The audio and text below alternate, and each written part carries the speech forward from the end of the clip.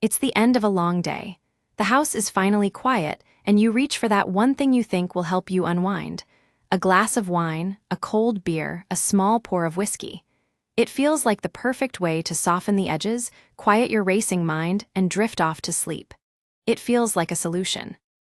But what if I told you that drink is actually a trap? What if I told you it's engineering a night of terrible, fragmented, and unfulfilling sleep? As a doctor, I see the aftermath of this habit all the time. People who are tired, foggy, and can't figure out why. Today, we're going to look at what's really happening inside your brain and body when you drink before bed. And I promise you, it's not rest. The first and most powerful deception is that initial feeling of drowsiness. You have a drink, and soon your eyelids feel heavy. You feel calmer. You think, great, this is working. You're not imagining it. Alcohol is a central nervous system depressant. To understand this, let's talk about a key player in your brain called GABA. Think of GABA as your brain's primary brake pedal. It's an inhibitory neurotransmitter that quiets things down and promotes calm. When you drink, alcohol enhances the effect of GABA, essentially slamming your foot on the brain's brakes for you. This is what causes that feeling of sedation. But here's the crucial distinction. Sedation is not sleep ***. What alcohol gives you isn't a natural slide into the restorative phases of sleep. It's more like being chemically knocked out. You're not being lulled to sleep by your body's natural processes, you're being subdued by a chemical. And while you might fall asleep faster, your brain knows something is off and starts to fight back. A fight that will wreck the second half of your night. Does this sound familiar? You have a drink or two, fall asleep easily, only to wake up bolt upright in the middle of the night? Your heart might be racing a little, your mind suddenly wired, and getting back to sleep feels impossible. This is not a coincidence. This is the rebound effect, and it's the most disruptive part of alcohol's impact on your sleep. While alcohol was pressing on the GABA brake pedal, your brain was trying to maintain balance. It fought back by hitting its own gas pedal, a neurotransmitter called glutamate. Glutamate is your brain's main excitatory chemical, responsible for alertness and brain activity. Here's the problem. As your liver metabolizes the alcohol, its effect on the GABA brake pedal fades. But you're left with a brain that is still revving the glutamate engine at full throttle.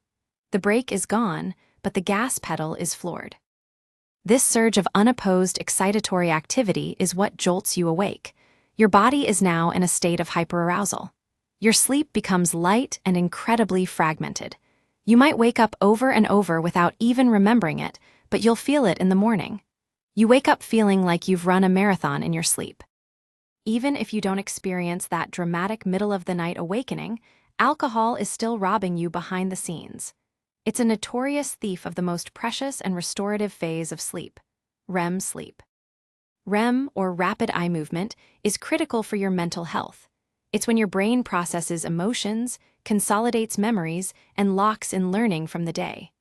Alcohol is a powerful suppressor of REM sleep. During the first half of the night, when alcohol's sedative effects are strongest, REM sleep is dramatically reduced or even skipped. This is why you might wake up after drinking feeling not just physically tired, but mentally foggy, emotionally raw, or unusually irritable. Your brain didn't get the chance to run its nightly emotional regulation software. Some people point out that alcohol can increase deep sleep early in the night, and that can be true, but it's a dangerous trade-off. That slight increase is completely negated by the chaos that follows. The rebound effect and REM suppression in the second half of the night create a massive net negative. The overall quality of your sleep is severely compromised. It's like perfectly paving the first mile of a highway and turning the rest into a crater-filled dirt road. You are not going to have a smooth journey. The consequences go far beyond just feeling a bit groggy. That brain fog and inability to concentrate, it's heavily influenced by that lack of REM sleep and overall sleep fragmentation. That heightened sense of anxiety or irritability, what some call hanxiety. That's the echo of your brain's glutamate storm, leaving your nervous system in a state of overdrive. But the damage isn't just neurological. Alcohol is a muscle relaxant, which might sound nice, but is a problem for your airway. The muscles in your throat can relax too much, causing snoring or, even worse, collapsing entirely. For people with obstructive sleep apnea, a condition where breathing repeatedly stops and starts, alcohol can make the condition significantly worse. And there's more. Alcohol is a diuretic, which is why you make more trips to the bathroom, further fragmenting sleep. It can disrupt your body's internal clock by interfering with the natural production of melatonin, the hormone that regulates your sleep-wake cycle. It can also raise your body temperature and heart rate during the night, signaling stress, not rest. When you add it all up, a nightcap isn't a gentle off-ramp to sleep. It's a multi-pronged assault on your nightly restoration. So, what can you do? The answer isn't necessarily to give up alcohol entirely, but to be much smarter about it. The single most important piece of advice is to create a buffer zone. A great rule of thumb is to stop drinking at least 3 to 4 hours before you plan to go to bed. This isn't an arbitrary number. It's the approximate time your body needs to metabolize the alcohol, so it's not interfering when your brain tries to initiate natural sleep. Think of it as a cutoff time. Giving your liver that head start is key to preventing the rebound effect and protecting your sleep. Second, be mindful. Never drink on an empty stomach. Food slows the absorption of alcohol. Hydrate with water alongside your alcoholic drink to help with the diuretic effects. And be honest about quantity. The more you drink, the more pronounced all of these negative effects will be. Finally, and maybe most importantly, stop thinking of alcohol as a wind-down tool. Build a real, effective pre-sleep routine that actually signals rest to your body. This could be reading a physical book under dim light, light stretching, meditation, or taking a warm bath.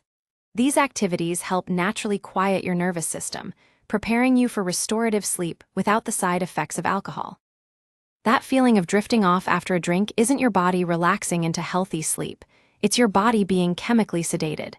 And that sedation comes at a steep price: a night of fragmented sleep, stolen REM cycles, and a brain that wakes up more depleted than when it went to bed.